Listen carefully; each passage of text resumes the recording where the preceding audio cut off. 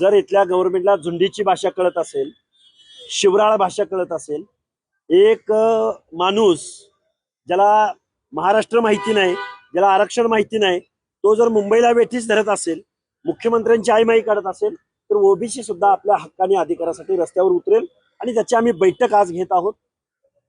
आम्ही आंदोलनाची दिशा स्पष्ट करू आणि ओबीसींना सुद्धा रस्त्यावर उतरवू, एवढंच आम्ही सांगू. आज सरकारने एक निर्णय घेतला, एक खास समिती असेल किंवा वंशवाद समिती असेल, त्याला 30 जून 2024 पर्यंत मुदतवाढ दिली.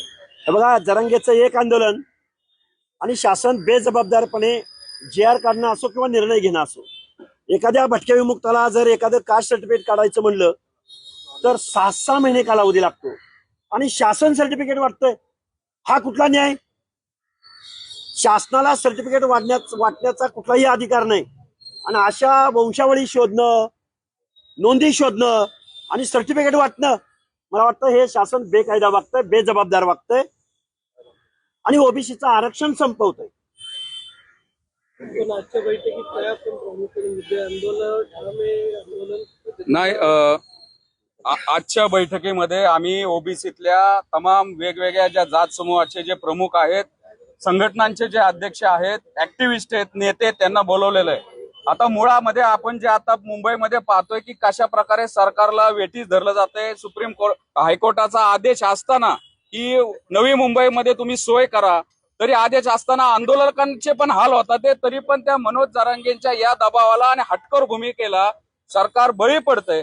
आणि त्या माध्यमातून जे आम्हाला आता जे पुढच्या आपण ते म्हणतो सावध ऐका पुढच्या आका, तर अशा पद्धतीने या दबावातनं आज तो त्या समितीला एक्सटेन्शन दिलं.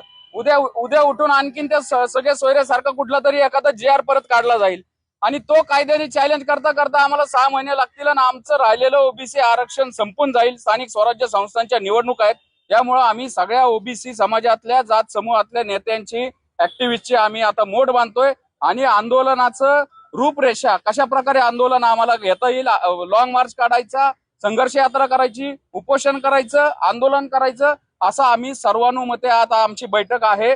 2-3 तास आमची ती बैठक चालेल आणि त्याच्यामध्ये आम्ही याच्या पुढचा जो आम्ही मार्गक्रमण करेल. पण एक आहे की आमच्या ओबीसी आरक्षण कोण ओरबडून घेत असेल किंवा ओबीसी आरक्षणाची आमची शेवटची घरघर आहे, आम्हाला करा किंवा मरा ही आता स्थिती आलेली आहे.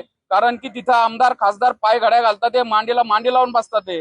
त्यामुळं आम्हाला आता आमच्या अस्तित्वाची लढाई आहे आणि ही आम्ही सर्व एक आमची वज्रमूठ करू आणि वज्रमूठ करून कशा पद्धतीनं याला काउंटर करायचं आणि आमचं आरक्षण वाचवायचं या संदर्भामध्ये भूमिका घेऊ.